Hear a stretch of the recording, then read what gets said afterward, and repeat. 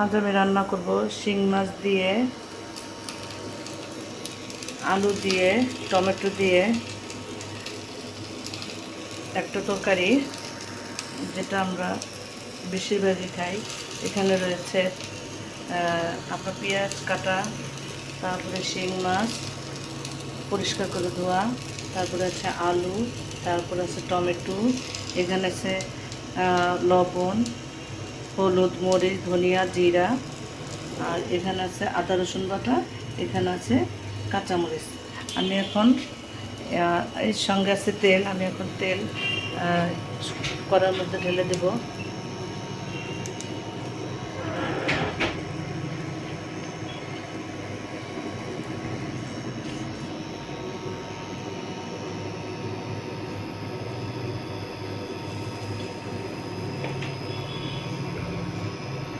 তেল ঢেলে দিলাম, মনে হয় তেলটা একটু বেশি হলো।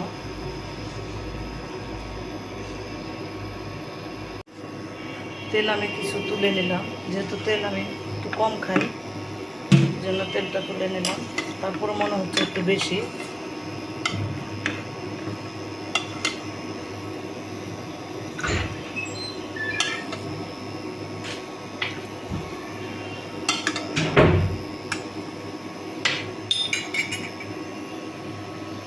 এখন আমি তেলের মধ্যে পেঁয়াজ দেবো।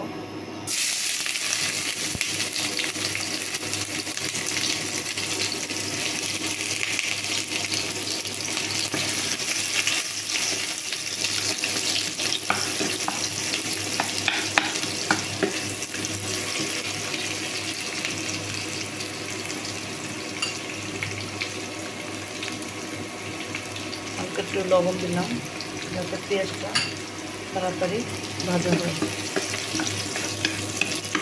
আমার অনেক বন্ধুরা বলে আমি নাকি ভিডিওতে সাউন্ড দিই না।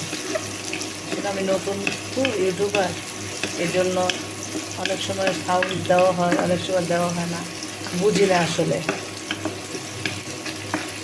আজকে যেভাবে রান্না করব, যেভাবে কথা বলবো, সেটাই আমি আজকে আপলোড করে দেব। তাহলে আমার বন্ধুদের মন খারাপ হবে না। পেঁয়াজটা ভাজা হতে থাক। পেঁয়াজটা হালকা ভাজা হয়েছে, কাঁচা কাঁচা গন্ধটা চলে গেছে। এখন আমি মশলাগুলি একসাথে সব ঢেলে দিলাম।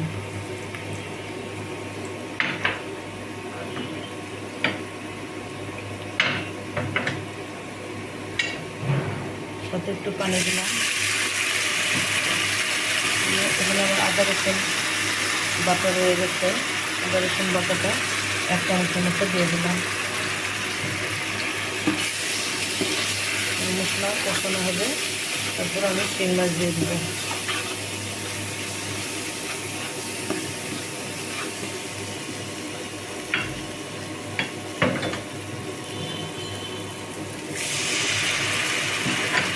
একটু পানি দিলাম, নিচে পোড়া লাগতেছে, ওই জন্য পানি দিলাম।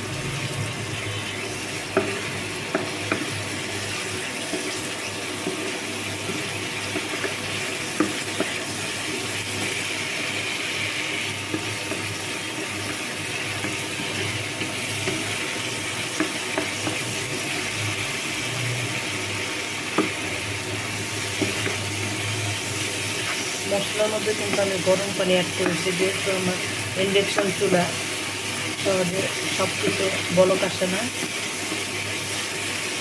এই জন্য যে এটা পাওয়ারটা এমন, যাতে করে সাথে সাথে এটা বলক হয় না, পানিটা বলক আসে না বা ভাজা পোড়া হয় না।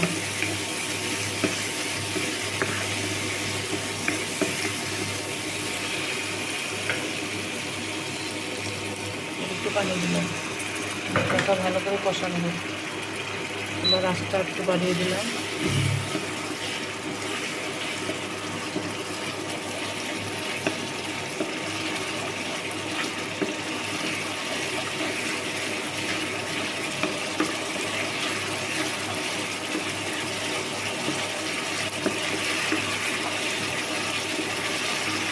জিরাটা আগে দিয়ে নিয়েছি, এই জন্য জানি আজকে এটা উপরে রান্নার শেষে ধনিয়া পাতা ব্যবহার করব, এই জন্য কাঁচা জিরা গুঁড়াটা দিয়েছি। সাধারণত রান্নার মধ্যে আমি ভাজা জিরাটাই দিই, কিন্তু ভাজা জিরাটা কিনে এনে নিজে ভাঙিয়ে নিতে হয় ভেজে, এই জন্য কাঁচা জিরা দিয়ে দিলাম। কাঁচা জিরা সাধারণত খাওয়া হয় না আমার, ভেজেই নেই, ভেজে নিয়ে ওই পিসে মেশিনে দিয়ে ভেঙে নিই। মশলা কষানো হয়ে গেছে, এখন আমি মাছগুলি শিং মাছগুলি ঢেলে দিলাম, ঢেলে দিয়ে কিছুক্ষণ কষাবো, কষিয়ে তারপরে এটা আরেকটা পিসের মধ্যে উঠে রাখবো, তারপরে আলুটা কষাবো। একটু দেখে দেই,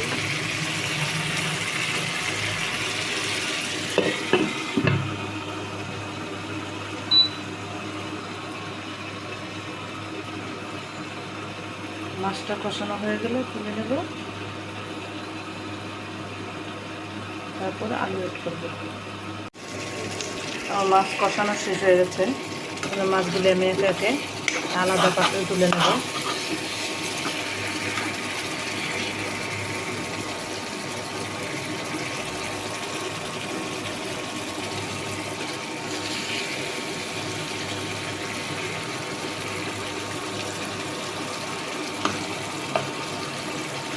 শিং মাছের মধ্যে যে দুটো রক থাকে ওটা আমি বটি দিয়ে কেটে বের করে নিয়েছি।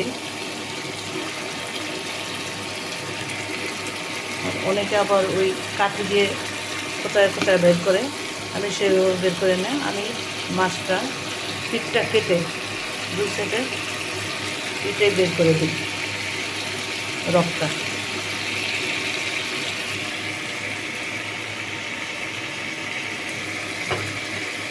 এখন আমি কষানো মশলার মধ্যে পানি দিয়ে দেবো, পানি এড করলাম।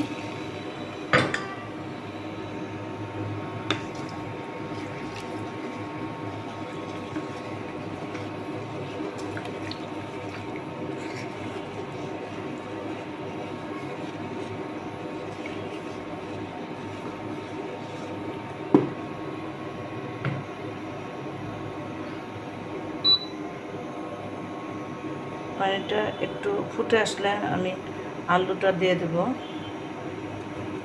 পানি ফুটতেছে, আলুটা দিয়ে দিই। আলুটা একটু কষাতে হবে, কষালে পানিটা কমে যাবে।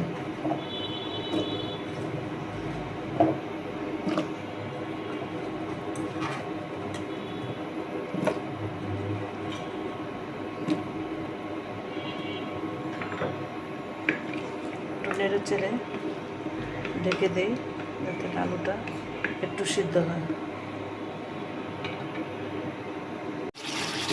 আলু কষানো হয়ে গেছে, এখন আমি এটার মধ্যে টমেটো দিয়ে দেবো।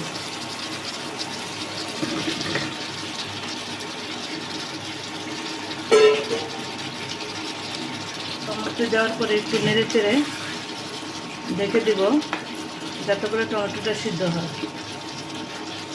সিদ্ধ হওয়ার পরে একটু ঝোল দেবো, ঝোল দেওয়ার পরে আমি শিং মাছটা উপরে বিছিয়ে দেবো।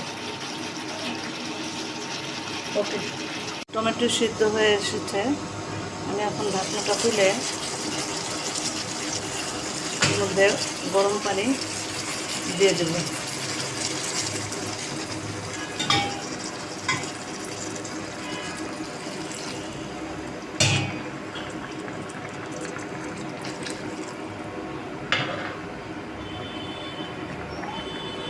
ঝোলটা একটু বলক আসলে তারপরে আমি শিং মাছ কষানোটা দিয়ে দেব।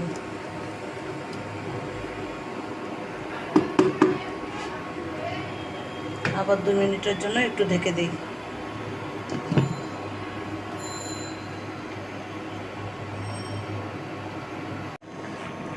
এখন আমি কষানো শিং মাছগুলো ত্বকের মধ্যে ঢেলে দেব, কারণ যদি আমি আগে এটা দিতাম তাহলে সব ভেঙে যেত। যেহেতু এটা আগে কষিয়ে রেখেছি সেজন্য এটা পরেই দিতে হলো।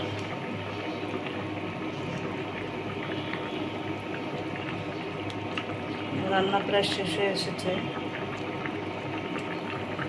রান্না শেষ হয়ে গেলে আমি দিয়ে দেবো, কী বলে এটা, ধনে পাতা।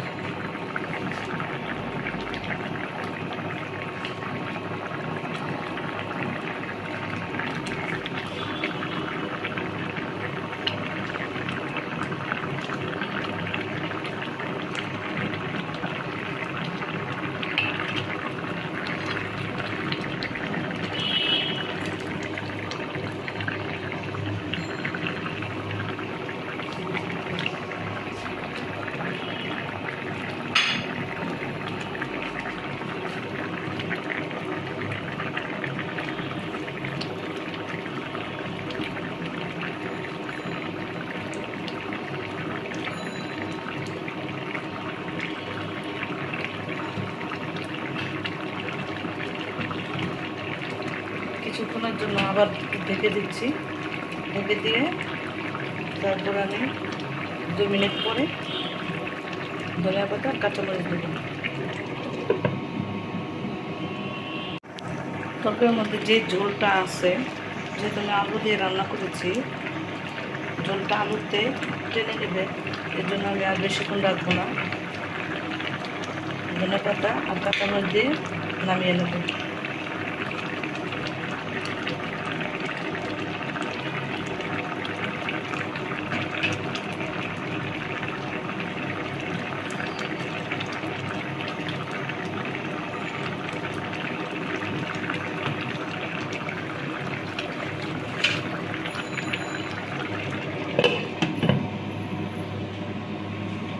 মিনিটের জন্য আমি আবার ঢেকে দিলাম।